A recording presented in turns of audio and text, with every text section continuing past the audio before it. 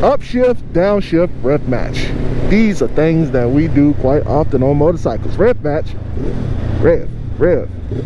Yoo-hoo.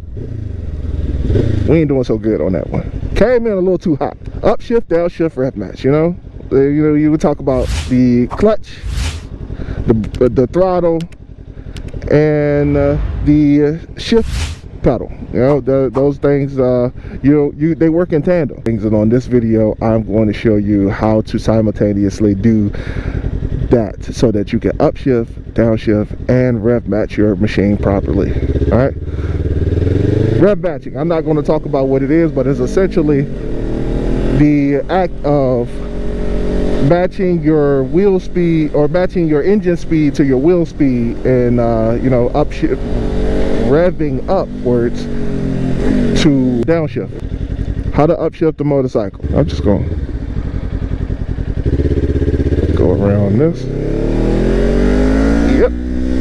Clutch in. Clutch in. Let go of the throttle. And then hit the shifter. Push the shifter up or down depending on which bike you have. Downshift, complete opposite. Let go of the throttle, clutch in, downshift, which is completely different from rev matching while downshifting. That adds, instead of letting go of the throttle, you blip the throttle, and blip just means do it like that. And I'll show you that in a second. You see that? Same time. Clutch in, let go of the throttle, pull the throttle again. That's upshifting. Now I'm coming up to this red light and I'm a downshift. Watch my hands. I hope you guys can see all of it. Same time. Look at that. And you'll know that you did a rev match correctly when you hear it. Your bike is going to sound so good when you do it. Depending on the type of bike you have, I don't know. I find that cruisers don't sound as good rev matching as sport bikes do. So, but I hope you guys caught that. It ain't but so much that I could show to kind of represent that upshift. Let go of the throttle, pull the clutch in, upshift. That is literally it. And for whatever reason, while I was in the MSF course, they didn't make that seem so clear. Like it just didn't seem as clear as they were trying to tell me. Like it was like a whole bunch of jargon talking about how to upshift and downshift, but there was really no implementation. And then of course the fact of the matter is they kept talking about, what RPMs and what speed you should be at whenever you shift and all this other stuff, and that's really unnecessary. You don't really need to talk about how much speed you have in order to shift gears. Like, it's not really necessary. It's just literally where the bike is, what you feel in the engine, and some of these other things. Like, it doesn't really have to be that complicated. Like, it's just not that complicated. I'm gonna upshift when I want to upshift. I'm going to downshift when I want to downshift. Like, it's not that deep, and I think the MSF course did a horrible job of explaining how to upshift the downshift, and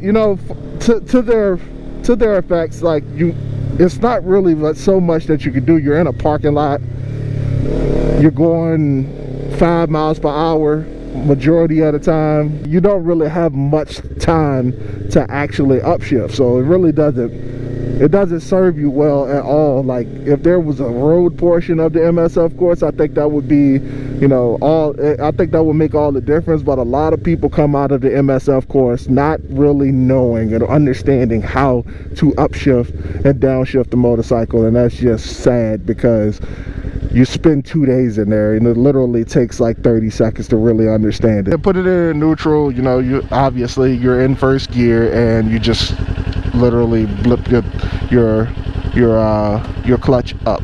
So it's literally that simple, man.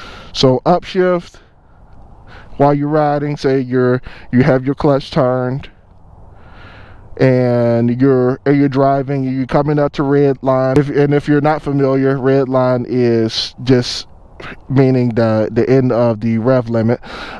So you're riding and you get up to, say, 10,000 RPMs for this Ninja 400.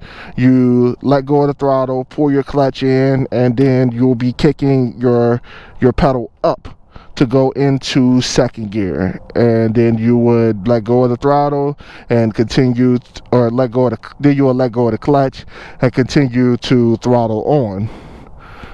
So upshift again, throttle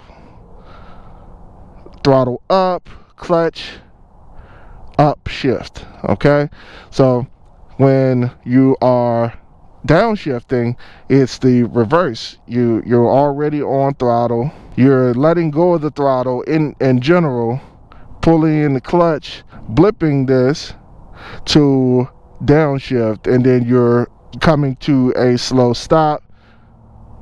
Let go of the clutch, let the bike coast for a second, and then do it again. Clutch in, flip, and kick down on your pedal, release, and then you continue that process over. If you were downshifting to gain more speed, say you're going from 6th to 5th to gain a little bit more passing power on the highway, you don't even need to release the throttle. All you had to do is just bump it down, pull the clutch in, bump it down, and that's it. All right, so that's all. It's not that complicated. I don't think it is anyway. I mean, it literally took me way longer than it should have to learn how to properly use the clutch. For whatever reason, when, like I said, MSF did do me no favors when it came to that. So hope you guys learned something. Feel free to ask any questions. Pretty sure there's a lot of people in the comments that's going to have something to say about what I just did. So you know, if you like this video, give me a thumbs up. Check out some of my other new rider videos right here.